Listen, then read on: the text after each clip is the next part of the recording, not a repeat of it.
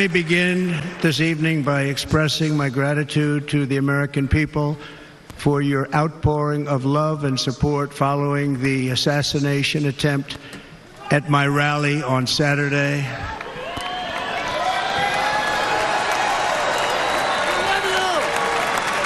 As you already know, the assassin's bullet came within a quarter of an inch of taking my life.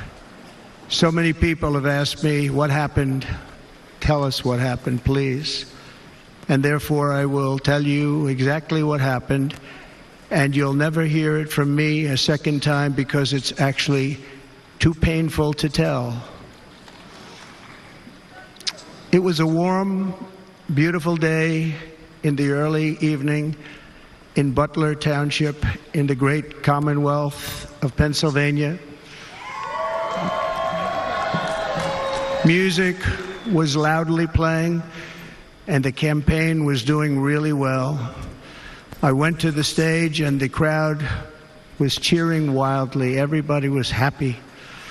I began speaking very strongly, powerfully, and happily, because I was discussing the great job my administration did on immigration at the southern border. We were very proud of it.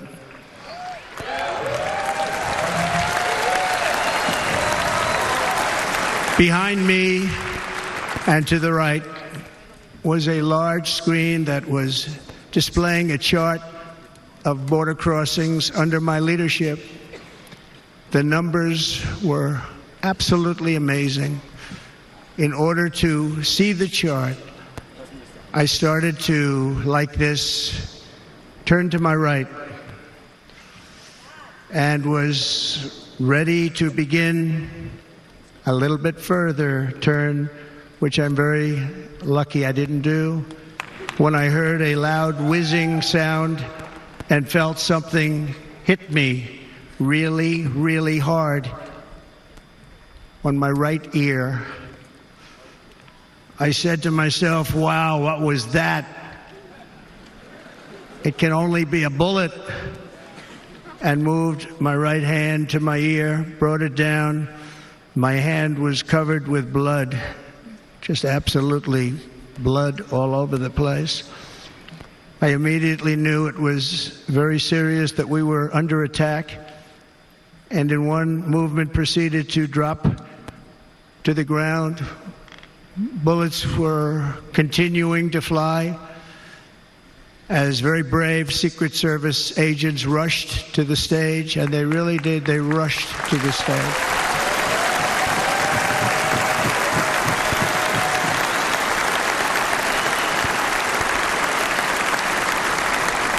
These are great people, at great risk, I will tell you, and pounced on top of me so that I would be protected. There was blood pouring everywhere, and yet, in a certain way, I felt very safe because I had God on my side. I felt that.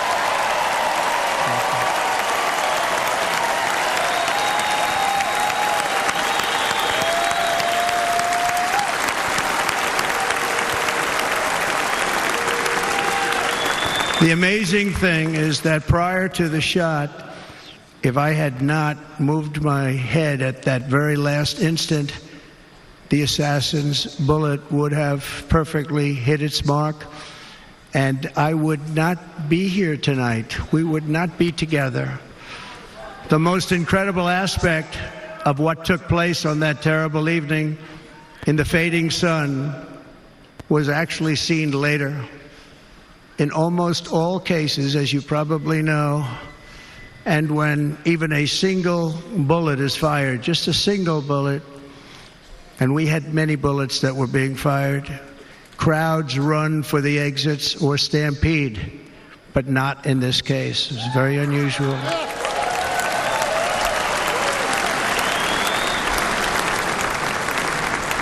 This massive crowd of tens of thousands of people stood by and didn't move an inch. In fact, many of them bravely but automatically stood up looking for where the sniper would be. They knew immediately it was a sniper. and then began pointing at him. You can see that if you look at the group behind me. That was just a small group compared to what was in front. Nobody ran, and by not stampeding, many lives were saved. But that isn't the reason that they didn't move. The reason is that they knew I was in very serious trouble. They saw it. They saw me go down. They saw the blood and thought, actually most did, that I was dead. They knew it was a shot to the head. They saw the blood. And there's an interesting statistic. The ears are the bloodiest part. If something happens with the ears, they bleed more than any other part of the body. For whatever reason, the doctors told me that. I said, why is there so much blood? He said, it's the ears. They bleed more. So we learned something, but they just, this beautiful crowd, they didn't want to leave me. They knew I was in trouble. They didn't want to leave me. And you can see that love written all over their faces. Incredible people. They're incredible people. Bullets were flying over us, yet I felt serene. But now the Secret Service agents were putting themselves in peril. They were in very dangerous territory. Bullets were flying right over them, missing them by a very small amount of inches. And then it all stopped. Our Secret Service sniper, from a much greater distance and with only one bullet used, took the assassin's life, took him out.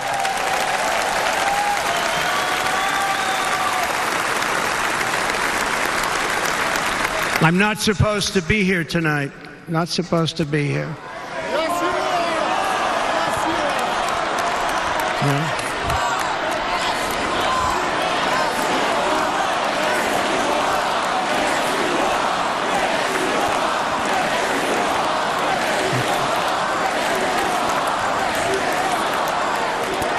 Thank you. But I'm not. And I'll tell you, I stand before you in this arena only by the grace of Almighty God.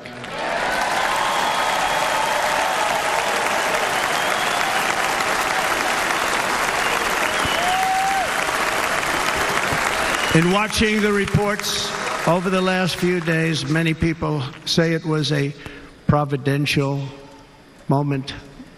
Probably was. When I rose, surrounded by Secret Service, the crowd was confused because they thought I was dead, and there was great, great sorrow. I could see that on their faces as I looked out. They didn't know I was looking out. They thought it was over. But I could see it, and I wanted to do something to let them know I was okay. I raised my right arm, looked at the thousands and thousands of people that were breathlessly waiting, and started shouting, "Fight, fight, fight."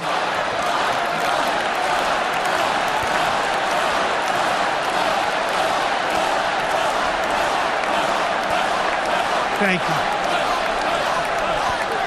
you. Once my clenched fist went up, and it was high into the air. You've all seen that.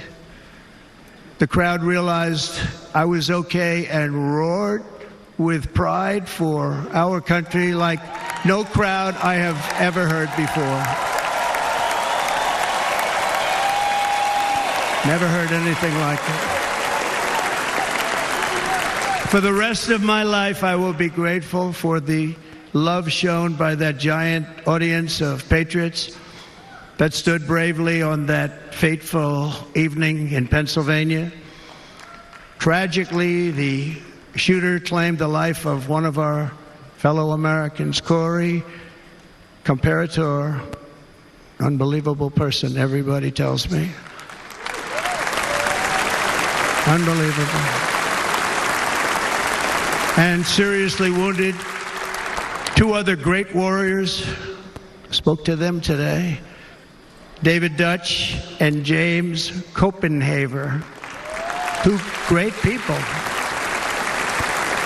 I also spoke to all three families of these tremendous people.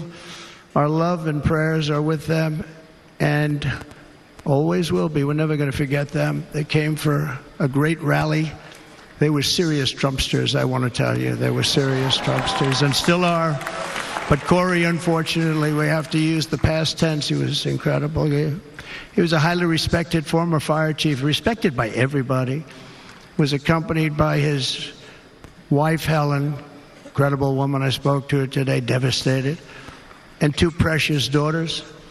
He lost his life selflessly, acting as a human shield to protect them from flying bullets. He went right over the top of them and was hit.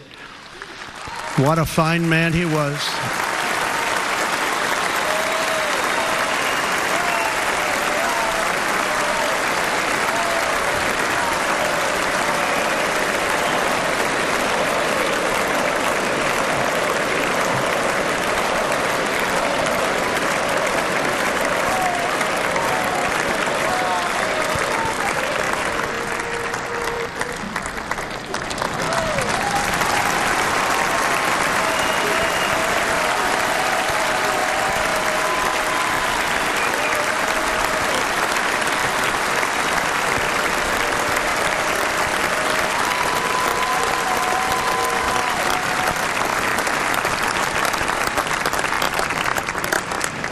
I want to thank the fire department and the family for sending his helmet, his outfit, and it was just something, and they're going to do something very special when they get it. But we did something which cannot match what happened, not even close.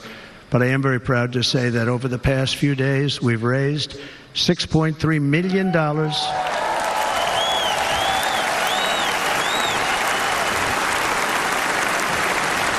for the families of David, James, and Corey, including from a friend of mine just called up. He sent me a check right here. I just got it. $1 million from Dan Newland. Thank you, Dan. And again, when speaking to the family, I told them, I said, well, I'm going to be sending you a lot of money, but it can't compensate. They all said the same thing. You're right, sir. We appreciate so much what you're doing, but nothing can take the place in the case of Corey. And the other two, by the way, they were very, very seriously injured, but now they're doing very well. They're going to be okay. They're going to be doing very well.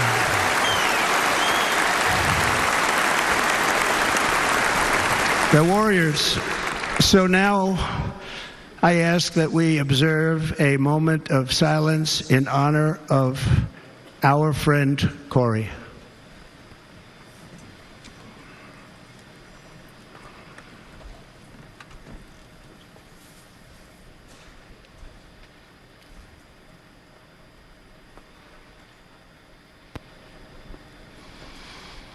There is no greater love than to lay down one's life for others.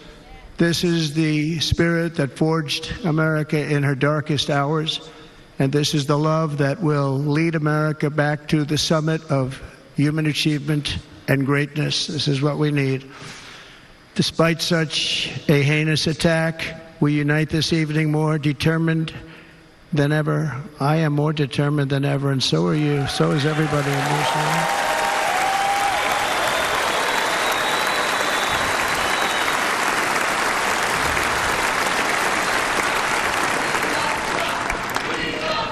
Thank you. Thank you very much.